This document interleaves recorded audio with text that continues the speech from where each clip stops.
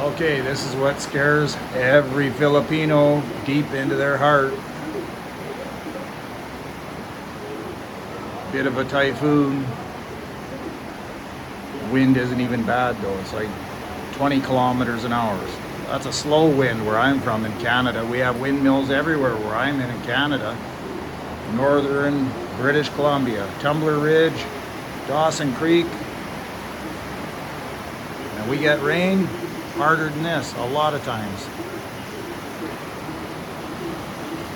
Anyway, hope to be out on the streets here by 2 p.m. It should be the last band of rain here, I'm thinking.